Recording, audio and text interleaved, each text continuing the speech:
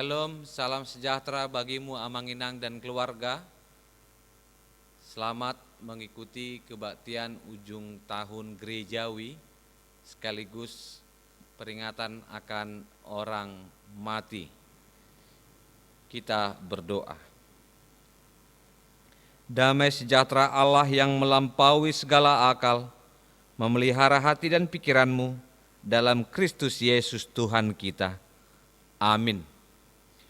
Saudaraku yang terkasih dalam Tuhan Yesus Kristus, sabda Tuhan di minggu hari ini tertulis di kitab Injil Matius pasal 25 ayat 31 sampai 46. Dengarlah sabda Tuhan. Penghakiman terakhir, apabila Anak Manusia datang dalam kemuliaannya dan semua malaikat bersama-sama dengan Dia, maka Ia akan bersemayam di atas tahta kemuliaannya. Lalu semua bangsa akan dikumpulkan di hadapannya, dan Ia akan memisahkan mereka seorang daripada seorang, sama seperti gembala memisahkan domba dari kambing. Dan Ia akan menempatkan domba-domba di sebelah kanannya dan kambing-kambing di sebelah kirinya. Dan Raja itu akan berkata kepada mereka yang di sebelah kanannya, "Mari, hai kamu yang diberkati oleh Bapa-Ku, terimalah kerajaan yang telah disediakan bagimu sejak dunia dijadikan. Sebab ketika aku lapar, kamu memberi aku makan. Ketika aku haus, kamu memberi aku minum. Ketika aku seorang asing, kamu memberi aku tumpangan. Ketika aku telanjang, kamu memberi aku pakaian. Ketika aku sakit, kamu melawat aku. Ketika aku di dalam penjara, kamu mengunjungi aku." Maka orang-orang benar itu akan menjawab Dia, katanya, "Tuhan, bila manakah kami melihat Engkau lapar dan kami memberi Engkau makan, dan haus dan kami memberi Engkau minum? Bila manakah kami melihat Engkau sebagai orang asing dan kami memberi Engkau tumpangan, atau telanjang dan kami memberi Engkau pakaian? Bila manakah kami melihat Engkau sakit atau dalam penjara dan kami mengunjungi Engkau?" Dan Raja itu menjawab mereka, "Aku berkata kepadamu, sesungguhnya segala sesuatu yang kamu lakukan untuk salah seorang dari saudaraku yang paling hina ini, kamu telah melakukannya untuk aku." Dan Ia akan berkata juga kepada mereka yang di sebelah kirinya, "Enyalah dari hadapanku, hai kamu orang-orang terkutuk, enyalah ke dalam api yang kekal, yang telah sedia untuk iblis dan malaikat-malaikatnya. Sebab ketika aku lapar, kamu tidak memberi aku makan. Ketika aku haus, kamu tidak memberi aku minum. Ketika aku seorang asing, kamu tidak memberi aku tumpangan. Ketika aku telanjang, kamu tidak memberi aku pakaian. Ketika aku sakit dan dalam penjara, kamu tidak melawat aku." Lalu mereka pun akan menjawab Dia, katanya, "Tuhan, bila manakah kami melihat Engkau lapar atau haus, atau seorang asing, atau telanjang, atau sakit, atau dalam penjara, dan kami tidak melayani Engkau?" Maka Ia akan menjawab mereka, "Aku berkata kepadamu, sesungguhnya segala sesuatu yang tidak kamu lakukan untuk salah seorang dari yang paling hina ini, kamu tidak melakukannya juga untuk aku." Dan mereka ini akan masuk ke tempat siksaan yang kekal, tetapi orang benar ke dalam hidup yang kekal. Demikian firman Tuhan. Saudaraku yang terkasih dalam Tuhan Yesus Kristus, di minggu akhir tahun gerejawi kita diingatkan tentang adanya penghakiman terakhir dalam kehidupan setiap orang yang dilahirkan ke dunia ini. Pada suatu hari ada seorang pemuda yang sedang berjalan di tepi pantai. Dia menyusuri itu, dan dia lihat ternyata ada seorang kakek tua yang sedang memungut bintang laut. Dia coba melihat dan dia amati. Terus dia mendekat, dia bertanya, "Kakek, apa yang kau lakukan?" "Aku mengumpulkan bintang laut." Terus pemuda tadi penasaran, "Untuk apa engkau mengumpulkannya itu?" "Saya melihat engkau mengumpulkan dan engkau melemparkan kembali ke dalam air. Engkau mengumpulkan dan engkau melemparkan ke dalam air." Pertanyaan begitu dalam, "Untuk apa engkau lakukan itu?" "Seperti yang engkau lihat, aku melakukannya supaya semua bintang laut yang ada di tepi yang terkena matahari boleh kembali ke alamnya. Terlalu lama kena matahari, mereka akan mati." Terus dia katakan kembali, "Kalau begitu, begitu banyak bintang laut di sini, untuk apa engkau melakukannya?" Kakek itu menjawab dengan sangat singkat, "Saya membantu mereka untuk hidup. Saya peduli kepadanya, minimal untuk bintang-bintang laut yang boleh saya bantu." Saudaraku yang terkasih dalam Tuhan Yesus Kristus, gambaran kerajaan Allah akan kehadiran Allah yang kedua kalinya mengingatkan kita sekalian dimanapun kita berada, bahwa setiap iman yang boleh bertumbuh akan sampai pada sebuah titik akhir, di mana setiap orang boleh menampilkan sosok kepedulian, sosok keramah tamahan, sosok yang menyentuh setiap orang dengan keterbatasan waktu, tenaga, maupun materi. Kepedulian adalah sebuah cara di mana Allah membedakan. Pembedaan yang dilakukan oleh Allah adalah adanya kelompok yang terpelihara. Kelompok yang pertama adalah kawanan domba, dan kelompok kedua adalah kawanan kambing. Kelompok yang digembalakan namun beda cara untuk merawat. Kambing dan domba tidak dapat disatukan. Domba mewakili kelemahan, kambing mewakili keegoisan, ketidakpuasan berbanding terbalik dengan kelemah lembutan. Saudaraku yang terkasih, Yesus memberikan pengajaran ini kepada orang-orang yang ada pada zamannya, di mana setiap orang perlu melihat dan lebih dekat memahami tentang kerajaan Allah, bahwa gadis yang bijaksana dan gadis yang bodoh.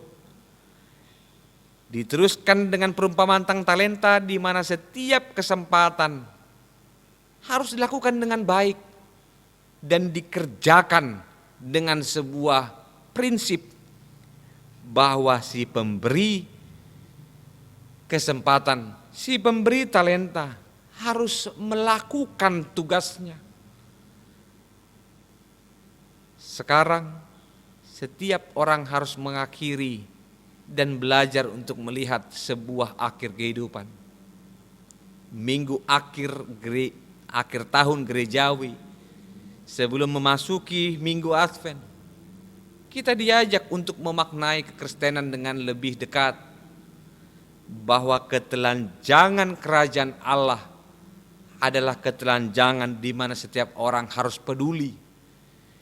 Keterbukaan iman yang harus bertumbuh dan berbuah didasarkan pada perbedaan. Apakah kita menjadi kelompok dalam kelemah lembutan tadi, atau kelompok dalam keegoisan? Mungkin kita bertanya, siapa sih yang tergolong dalam kelompok domba? Atau siapa sih yang masuk dalam kelompok kawanan kambing? Dan satu orang pun dari kita mungkin tak akan ada yang mau disandingkan dengan kambing atau domba. Namun kita perlu melihat kekristenan, keimanan adalah sesuatu yang berbeda jika dilihat dari hasilnya. Siapa dari antaramu yang mau mengatakan bahwa engkau adalah orang yang terlalu bangga untuk menjadi Kristen, namun tidak berbuah dalam kekristenan? Harapan, undangan Kristus mengingatkan kita, menyadarkan kita bahwa penghakiman terakhir adalah sesuatu yang perlu kita ingat agar memaknai keimanan bukan hanya dengan rasa takut, namun dengan rasa merdeka. Merdeka untuk melakukan kepedulian, merdeka untuk mencintai Allah, dan merdeka untuk mewujudkan keberadaan orang Kristen yang hakiki adalah orang Kristen yang bersahabat dan menyadari akhir dari segala yang dikerjakannya. Setelah kita mengingat tentang penghakiman itu, siapa dari antara kita yang boleh menghakimi orang lain? Penghakiman bukan milik manusia. Penghakiman hanya milik Allah. Penghakiman yang dibangun dengan dasar budaya, pemahaman, dan keterbatasan dalam kelompok membuat kita harus kembali kepada sang penentu kehidupan, sang penentu dari akhir kehidupan. Manusia yang merdeka, manusia yang beriman, manusia yang berbuah adalah manusia yang berpengharapan bahwa apa yang dikerjakannya akan mendapatkan hasil yang baik. Jika kita membandingkan atau mengingat sedikit tentang kisah lalang dan gandum, mungkinkah seseorang memisahkan lalang dan gandum? Mungkinkah kita yang merasa bahwa kita adalah orang yang baik, yang percaya, orang yang sangat dekat dengan Kristus, yang peduli, mungkin dengan keberadaan, dengan pemberian, dengan apapun itu? Mungkinkah kita mengatakan kita menjadi orang yang terlalu pede untuk orang yang masuk surga dan siap atas kedatangan Kristus yang kedua kalinya? Penghakiman bukan menjadi tanggung jawab kita, dan waktu untuk bersabar dan mewujudkan cinta itu bagaikan keadaan di mana lalang dan gandum tumbuh bersama, dan mereka akan berbeda ketika mereka dipanen. Gandum akan berbuah, lalang akan meninggalkan sekamnya. Saudaraku yang terkasih, harapan kita untuk mengingat peristiwa bahwa manusia akan sampai pada titik akhir, dan akhir yang kita pahami di dunia ini adalah kematian. Kematian mengingatkan kita adanya keterbatasan manusia untuk melakukan waktu, untuk melakukan sesuatu yang diinginkan oleh Kristus, untuk bersaksi tentang keramah tamahan dan kepedulian. Dan daging ini juga terbatas. Keterbatasan mengundang kita untuk kembali pada porsi yang sebenarnya. Mari lakukan tanggung jawab iman, lakukan tanggung jawab di gereja menjadi jemaat yang berbuah, yang saling merangkul dan memberi kesempatan bagi orang lain, sampai penghakiman yang dari Kristus boleh berakhir. Dan yang terakhir, ketika kita boleh bergumul di dalam doa, kita bergumul untuk perubahan yang lebih baik. Seorang pernah mengatakan, kejahatan terbesar manusia adalah ketika orang baik itu diam. Ketika engkau adalah orang-orang yang percaya pada Kristus, diam untuk sebuah perubahan, untuk sebuah harapan besar dalam gereja, di mana gereja yang mengevaluasi dirinya adalah gereja yang hidup, kata Martin Luther.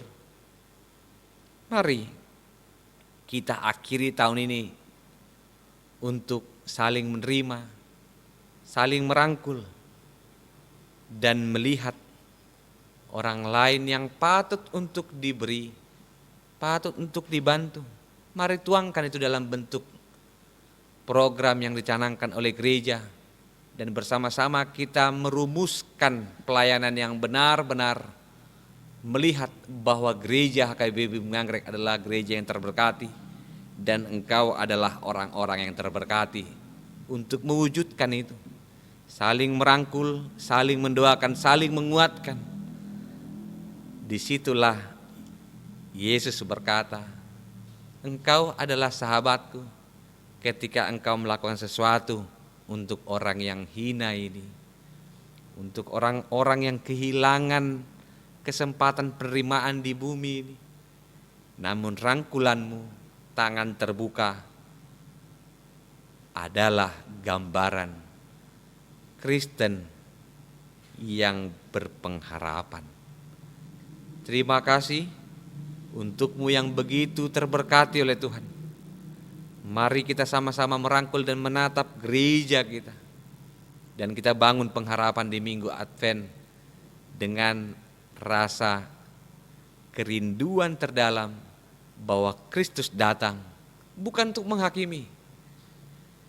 Kalaupun janjinya ingin menghakimi orang yang hidup dan yang mati, namun kita tidak takut, namun kita merdeka karena Kristus datang untuk melepaskan kelelahan, kesabaran, kebaikanmu untuk peduli terhadap orang lain.